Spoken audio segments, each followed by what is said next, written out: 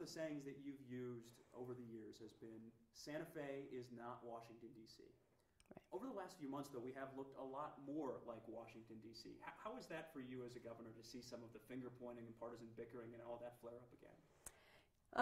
Well, it's not good for the people of New Mexico, because I am really, really proud of what we did today and what we've accomplished in the last 4.5 years as well. We come together in a bipartisan way. We don't always agree, and we don't always get everything we want. And we know that. But we come in together to try the best that we can for the people that we represent.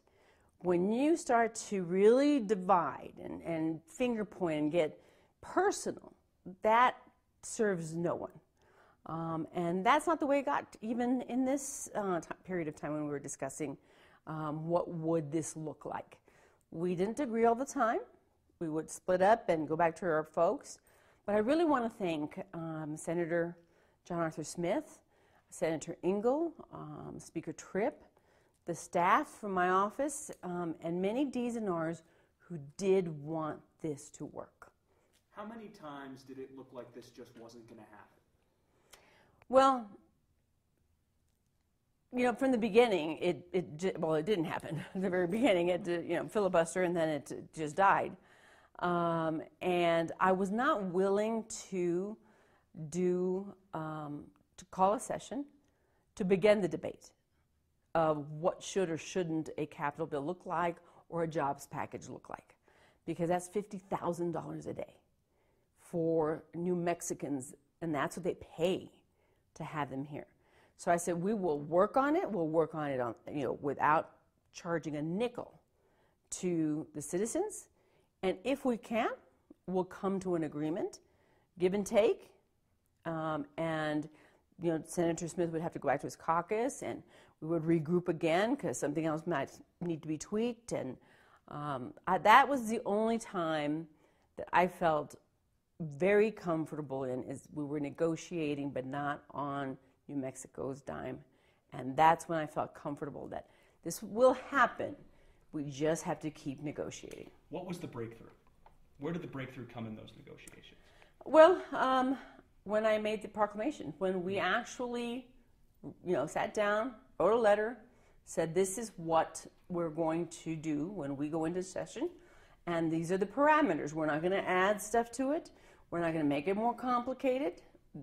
We need to get the money out into the communities, creating jobs, so New Mexicans actually have the ability to go back to work, building roads, buildings, making sure we have the infrastructure, water, wastewater treatment facilities, that we're inviting people from other parts of the world and the country to come to New Mexico and actually open a business, expand their business if they're here.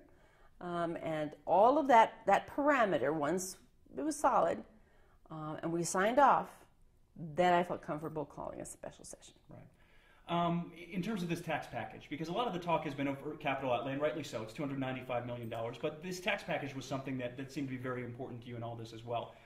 What specifically is in it that you had felt was so important for New Mexico to see that bill come to your desk? What was so important was there is a deduction for unreimbursed medical services that you have received, and 300,000 New Mexicans have been receiving it for the last 14 years.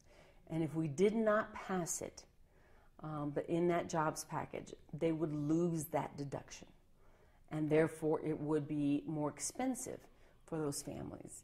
And we did not want that to happen. 300,000 New Mexicans benefit from those unreimbursed costs, and they are the elderly and they are the poor. And so that was one piece of that jobs package that was so important to us. And of course, overall, we've got to let the rest of this country and the world know New Mexico's open for business.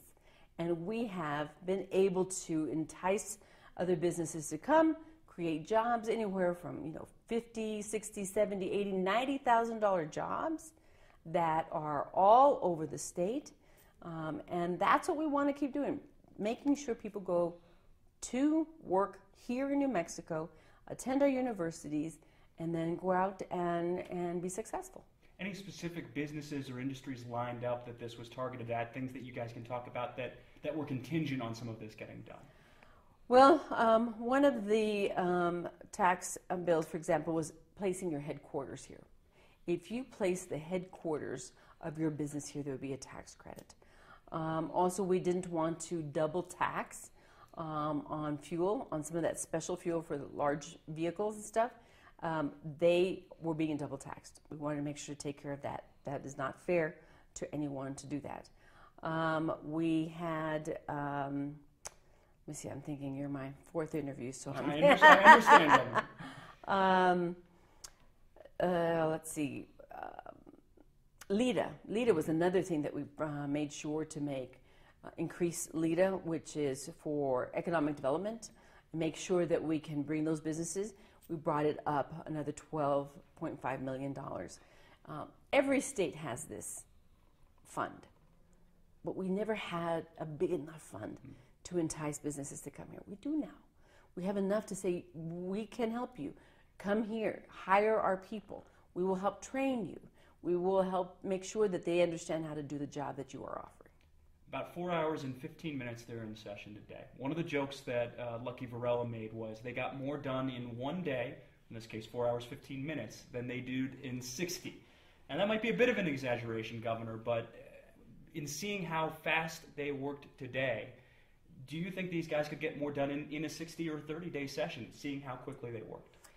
Well, the biggest problem is during a 30-day session or a 60-day session, there are no limitations on how many bills can be filed.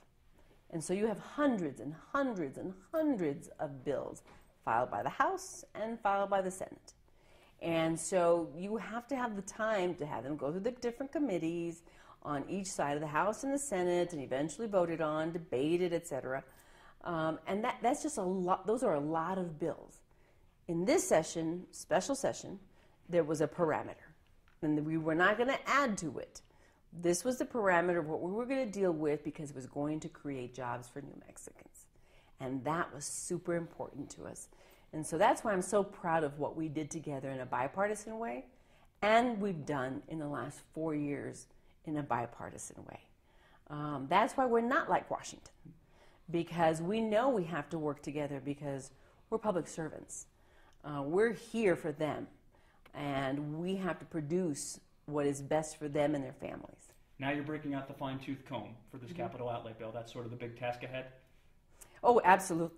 Absolutely. We're going to go through the Capitol, and the Capitol bill has a little over 1,000 different projects that we have to vet and make sure that we're not, there isn't a legislator or anybody giving $10,000 to a project that costs $1 million, like a nursing home or something like that. Otherwise, the $10,000 just sits in an account. We want projects that create jobs and also completely finish that project. So from beginning to end. And so if it costs $3 million for that nursing home, we're going to make sure $3 million are given to that project. And it begins and it ends. Otherwise, you have a lot of these $10,000 sprinkling of monies that don't create jobs and that just sits in accounts of different agencies. And I am very pro. Begin the project, finish the project, provide the jobs. Final question. Speaking just broadly, how should New Mexicans feel about what got done today? I think New Mexicans should feel really proud of what happened today. It was unusual because it was a special session, number one. Number two, dealt with big things. The jobs package and capital outlay. And $295 million is going to be spread out throughout the entire state on roads, on making sure that we are creating jobs, infrastructure, water, wastewater treatment facilities, all the things you need for clean living, as well as for businesses to come. And I think they should be really proud. I mean, I really think the negotiators, like I said, speakers Tripp, Senator Smith, Senator Engel, my staff, it couldn't be done without all the pieces working together. If if you don't do that, it doesn't come together. Now, we didn't get everything we wanted, but we were satisfied with this is the framework and we're willing to pass this. So I'm really excited to see that we didn't lose this opportunity. And that's what it was. It was an opportunity. But I didn't want to spend New Mexicans' money while we negotiated. I wanted to spend it for the 4 hours or 5 hours while we got it done. And that's what we did. We got the job done. Thank you for your time, Governor. Appreciate it. You're welcome. Good to go.